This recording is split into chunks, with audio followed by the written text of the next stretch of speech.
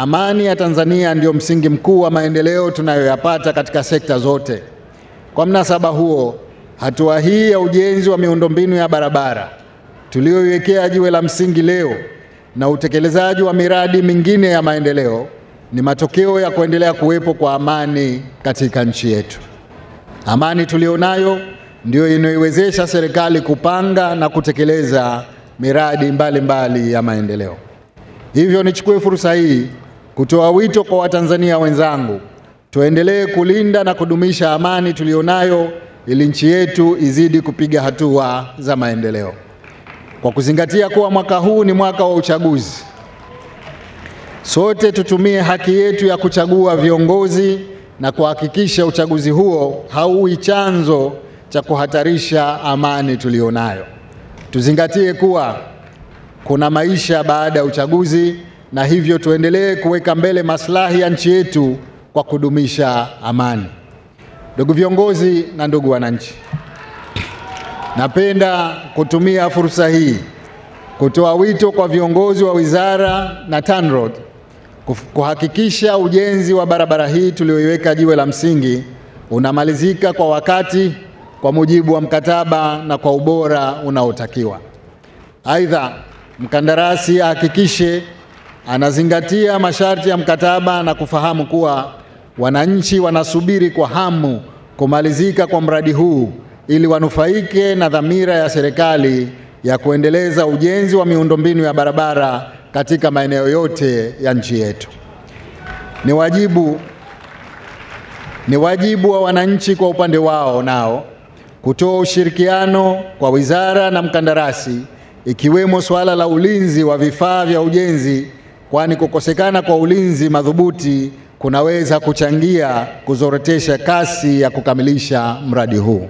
Barabara hii imekuwa kilio cha wananchi kwa kipindi kirefu, lakini ndani ya miaka hii minne Daktari Samia Suluhu Hassan ameleta hapa Kigamboni shilingi bilioni 83.8 na barabara hii kilomita 41 inaenda kujengwa kiwango cha lami.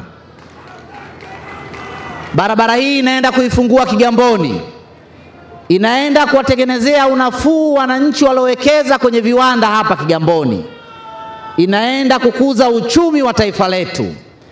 Na kama nilivyosema, barabara kama hizi ziko maeneo yote ya mkoa huu wa Dar es Salaam. Mimi natoka jimbo la Ukonga, mimi nimezaliwa pale Gongo la Mboto mwisho wa lami. Kwa kipindi kirefu mwisho wa lami imekuwa ikisogea mpaka ikafika Msongola. Hivi ninavyozungumza, Daktari Samia Suluhu Hassan anaenda kumaliza neno mwisho wa lami ndani ya jimbo la Ukonga.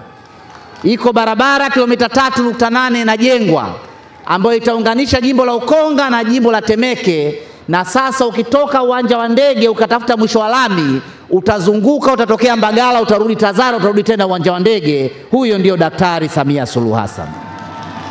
Mheshimiwa Rais, barabara kutoka Kibada Mwasonga Kimbiji yenye urefu wa kilomita 41, utekelezaji wake umegawanywa katika sehemu kuu mbili. Sehemu ya kwanza, yani package 1, ni sehemu ya barabara kuanzia Kibada hadi Songani yenye urefu wa kilomita 26.7, na sehemu ya pili inaanzia Songani kupitia Kijaka hadi Kimbiji yenye urefu wa kilomita 14.3. Mheshimiwa Rais, ujenzi wa sehemu zote hizi mbili za mradi huu zinatekelezwa kwa pamoja, na kazi ya ujenzi ilianza tarehe 10 mwezi Aprili mwaka jana 2024 na ilipangwa kukamilika tarehe 9 mwezi Desemba mwaka huu. Hata hivyo, kutokana na sababu mbalimbali za kimkataba, mkandarasi amewasilisha ombi la nyongeza ya muda wa mkataba wa miezi 5, ambalo mkataba huu mkandarasi ni kampuni ya Estim Construction Company Limited, na mradi utagharimu shilingi bilioni 83.8, msimamizi ikiwa ni kitengo cha usimamizi cha TANROADS yani TECU mkoa wa Dar es Salaam, na gharama za usimamizi zitakuwa shilingi bilioni 1.7.